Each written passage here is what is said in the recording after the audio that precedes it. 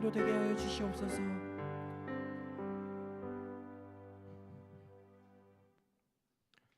사랑의 하나님, 날마다 우리의 고백과 같이 우리에게는 주님밖에 없음을 고백합니다.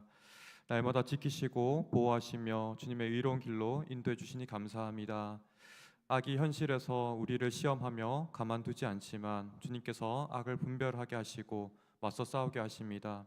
또한 이미 우리의 운명이 주님과 함께하여 완전한 승리 가운데 있습니다. 그러하기에 우리 모두가 나 자신을 위해 살지 아니하며 주님을 위해 또 주님께서 피를 흘려 이루신 몸된 공동체를 사랑하며 살도록 인도하여 주옵소서. 오늘 기도하는 시간에도 주님과 같이 깊이 교통하며 공동체 안에 함께 하시는 주님과 더불어 사랑의 기도로 나아가도록 인도하여 주옵소서. 감사드리며 예수 그리스도 이름으로 기도드립니다. 아멘.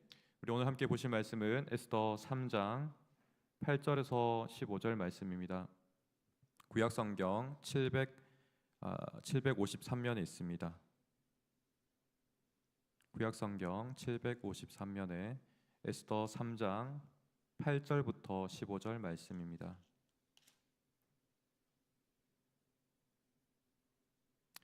찾으셨으면 함께 교독하며 읽겠습니다. 하만이 아하수에로 왕에게 아뢰되 한 민족이 왕의 나라 각 지방 백성 중에 흩어져 거하는데 그 법률이 만민의 것과 달라서 왕의 법률을 지키지 아니하오니 용납하는 것이 왕에게 무익하니이다.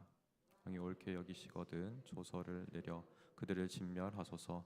내가 은 1만 달란트를 왕의 일을 맡은 자의 손에 맡겨 왕의 금고에 드리리이다 하니 왕이 반지를 손에서 빼어 유다인의 대적 곧 아각 사람 함므다다의 아들 하만에게 주며 이르되 그 은을 내게 주고 그 백성도 그리하노니 너의 소견에 좋을 대로 행하라 하더라. 첫째 달 13일에 왕의 서기관이 소집되어 하만의 명령을 따라 왕의 대신과 각 지방의 관리와 각 민족의 관원에게 아수에로 왕의 이름으로 조서를 쓰되 곧 각 지방의 문자와 각 민족의 언어로 쓰고 왕의 반지로 인치니라.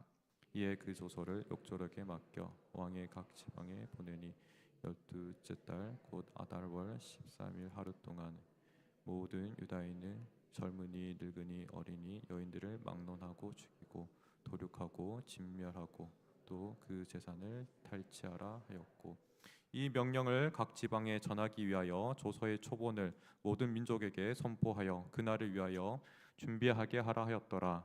욕절이 왕의 명령을 받들어 급히 나가매 그 조서가 도성 수산에도 반포되니 왕은 하만과 함께 앉아 마시되 수산성은 어지럽더라.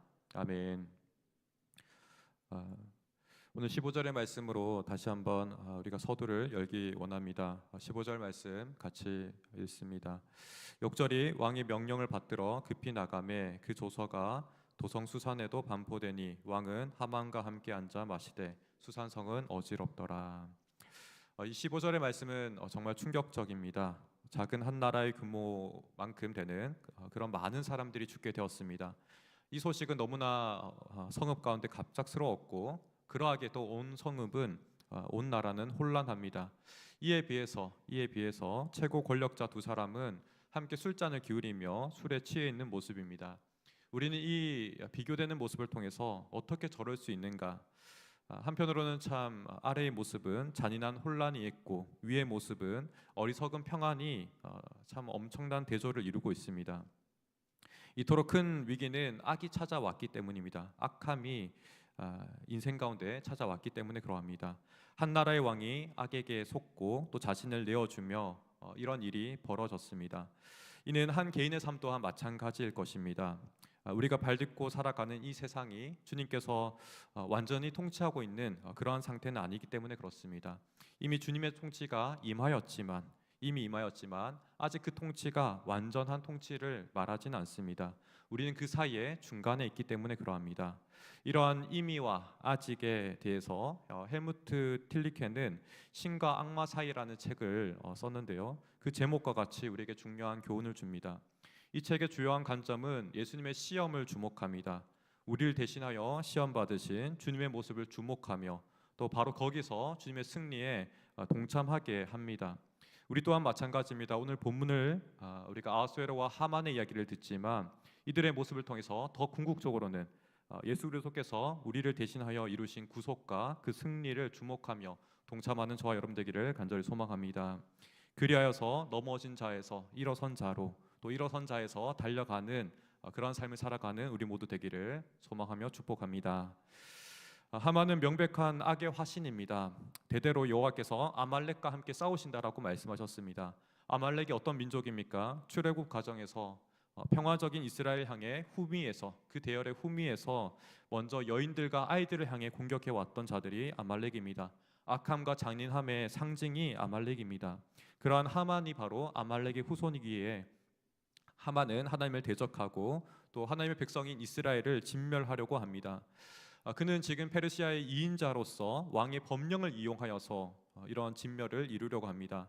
그래서 왕을 찾아갔고 온 세상이 모르는 가운데 두 권력자가 마주 앉아 은밀하게 작업을 진행합니다. 그 시작은 8절입니다. 8절 상반절 함께 화면을 보면서 읽겠습니다. 하만이 아하수에로 왕에게 아뢰되 한 민족이 왕의 나라 각 지방 백성 중에 흩어져 거하는데, 왕 앞에서 하만은 유대인들을 향한 저기를 감추고 있습니다. 매서운 칼날을 그는 실상 들고 있지만 이를 숨긴 채 왕 앞에 있습니다. 하만은 유대인이라고 특정 짓지 않고 그저 한 민족이라고 말을 합니다. 우리가 생각하기에 한 민족과 유대인은 큰 차이가 없어 보이지만 사실은 대단히 큰 차이를 가지고 있습니다. 유대인들은 유대인이라고 우리가 지칭한다면 구체적인 대상이 있습니다. 그러나 한 민족이라고 이야기하면 대상을 특정할 수가 없습니다. 구체적인 사실과 모함의 그 차이만큼이나 큰 차이를 가지고 있습니다. 이처럼 이 악한 사탄은 생각보다 우리에게 모함이라는 그 무기를 가지고 접근합니다. 사실관계를 확인하기 어렵도록 매우 중요한 사항들을 사소하게 만들며 찾아옵니다. 유대민족을 묘사하는 것 또한 우리가 이어지는 8절을 통해서 보십시오. 그들은 왕의 나라와 각 지방 백성 중에 흩어져 살아간다라고 이야기합니다. 유대인들을 묘사하되 어떤 세력을 이루지 못할 만큼 지저분한 세력처럼 묘사합니다. 그들은 매우 사소하고 보잘것없으며 당장 정리되어도 이상하지 않을 만큼 무방한 존재로 묘사하고 있습니다. 그러나 실상 그렇습니까? 정말 유대인들이 그와 같은 존재들입니까? 그렇지 않습니다. 그들이 비록 포로민이라 한다 할지라도 유대인들의 중에서 왕이 가장 사랑하는 왕비 에스더가 있습니다.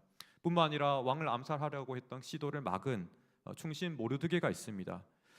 모함을 통해서 사실을 왜곡하고 있는 악함의 꾀를 보게 됩니다. 만일 왕이 유대인이라는 구체적인 민족을 알았다면 어떻게 되었겠습니까? 정말 왕이 이렇게 정리하려고 했겠습니까?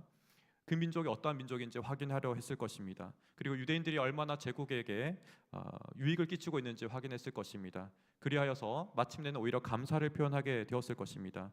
실상은 감사해야 될 부분인데 부정적으로 바라보게 하고 있고, 중요한 것인데 사소하게 만들고 있는 것이 이 악한 자들의 꾀입니다.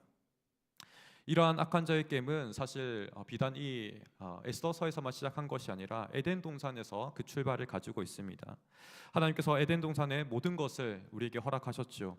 그 가운데 단 하나만을 금지하셨습니다. 선악을 알게 하는 나무입니다. 그러나 그 전에 우리가 기억할 것은 하나님께서 우리에게 이미 모든 것을 허락하셨다는 것입니다.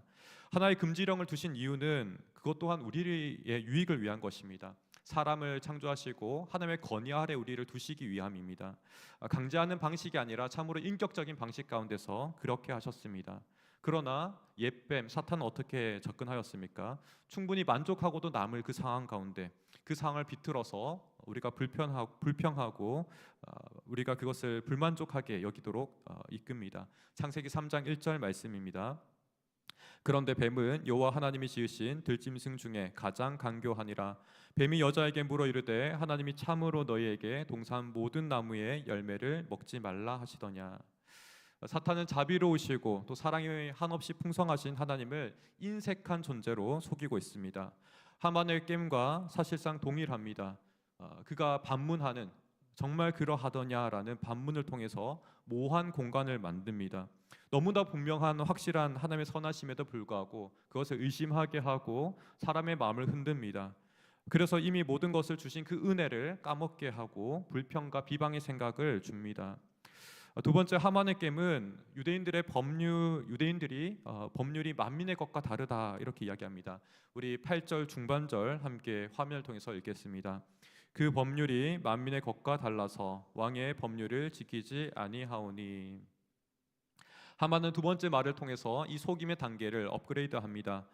그래서 사람의 가장 취약한 부분을 공략합니다. 아하수에로 왕의 가장 취약한 부분은 통제 욕구입니다. 그는 그를 거스르는 왕의 심기를 거스른 사람을 참아내지 못합니다. 이전에도 에스더서를 우리가 읽었다면 그의 통제 욕구에 따라서 자신의 부름을 거절한 와스디 왕비를 폐위시켰습니다. 정말 단칼에 매섭도록 폐위시켰습니다. 물론 유대인들의 법률이 만민의 것과 다른 것은 사실입니다.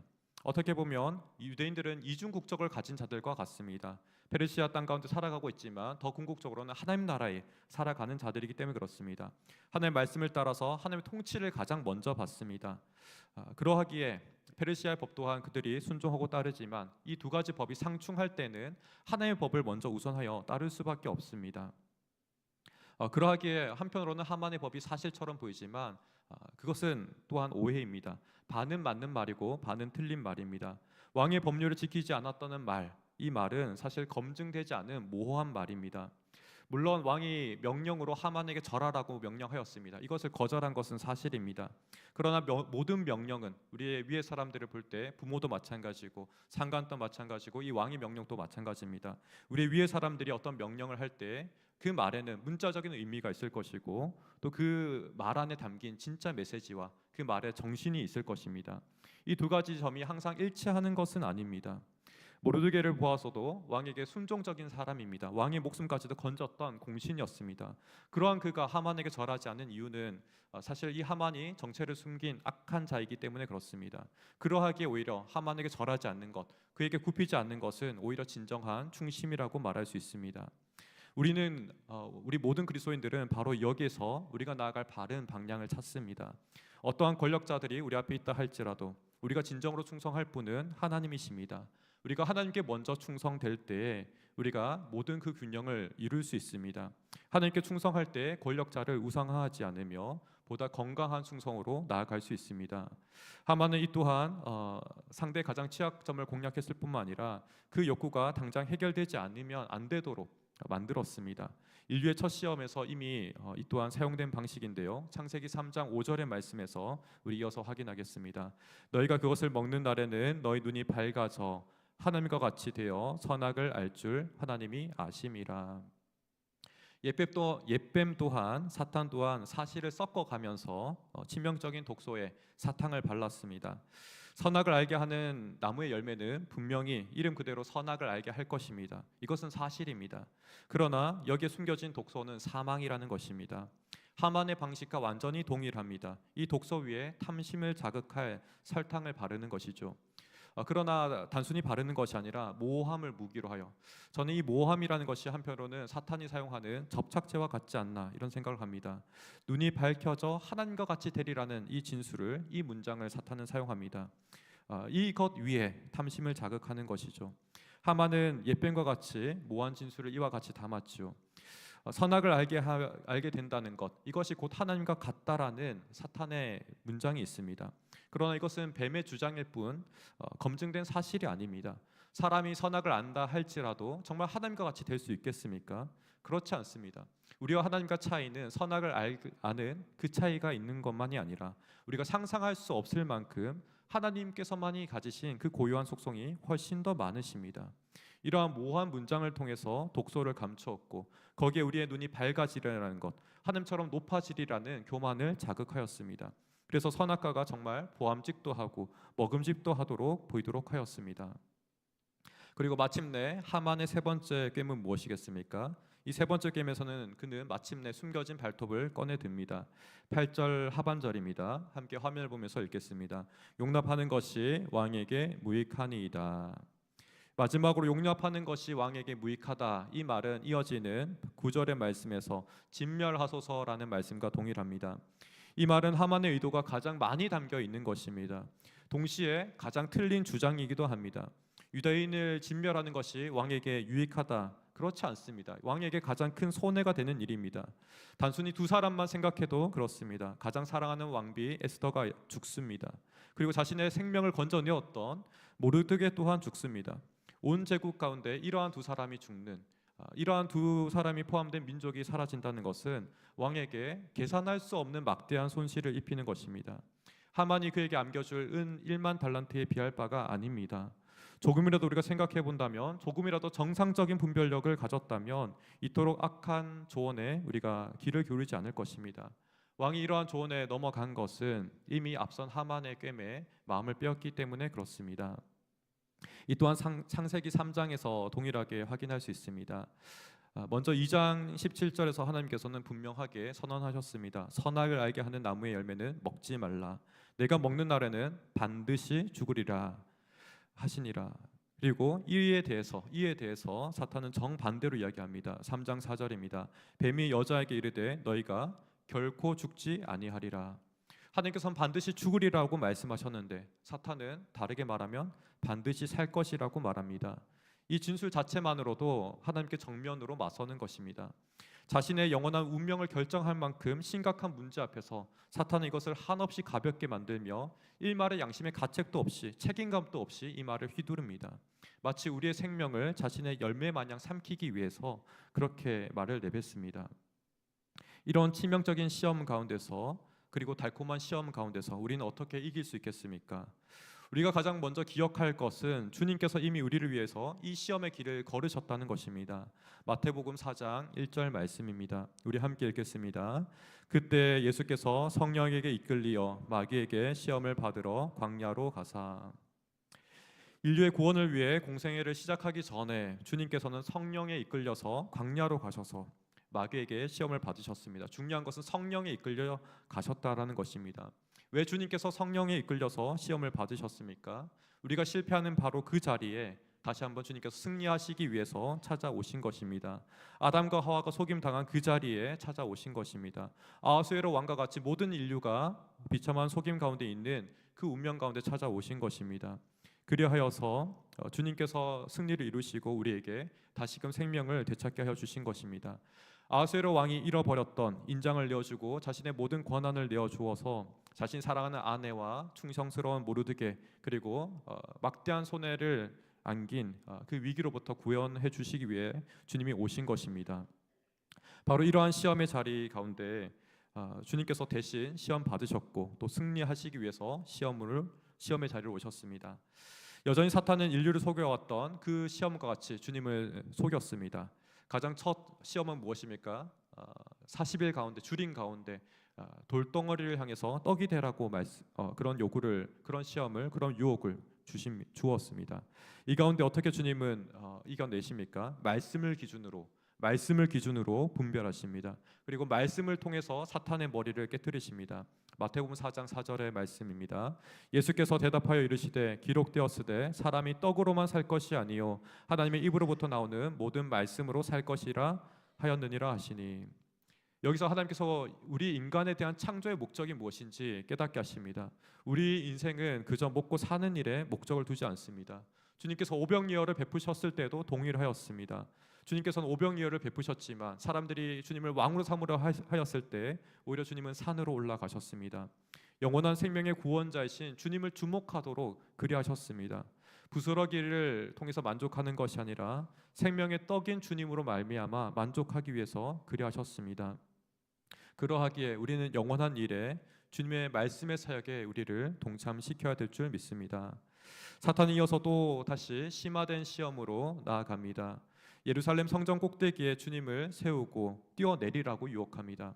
그리고 말씀을 인용하지요. 어떻게 인용합니까? 제가 읽어드리겠습니다.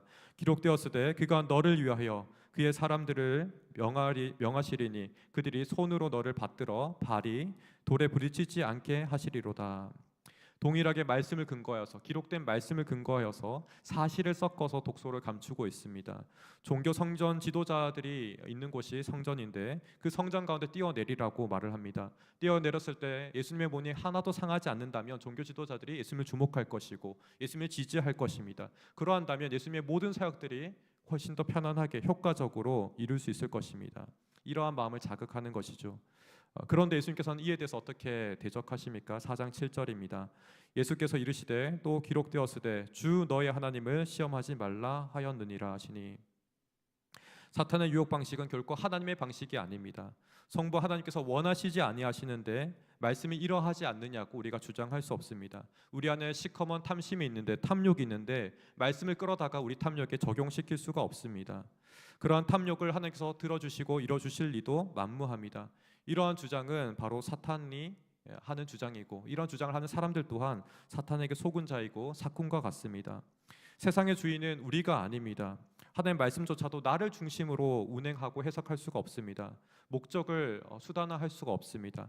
나 중심으로 온 세상이 천동설과 같이 도는 것이 아닙니다. 우리가 이러한 사탄의 시험을 이기기 위해서는 하나님을 경외함으로, 이것을 꼭 기억하셨으면 좋겠습니다. 하나님을 경외함으로 모든 것을 판단해야 합니다. 이 경외함이라는 것은 하나님께 중심을 두고 묻는 것입니다. 물어야 합니다. 하나님께서 정말 원하시는지 물어야 합니다. 이런 게임에 이어서 사탄은 마침내 세 번째 게임을 보여줍니다. 천하 만국을, 그 영광을 보여주며 자신에게, 사탄에게 절을 하면 이 모든 것을 예수님께 주겠다라고 선언합니다. 이것이 그의 발톱이고 가장 치명적인 유혹이었습니다. 치명적인 그런 속임이었습니다. 사실 이것은 예수님의 사명과도 가장 반대되는 요구이고, 창조주이신 주님께 피조물에게 엎드리라는 요청과 같습니다.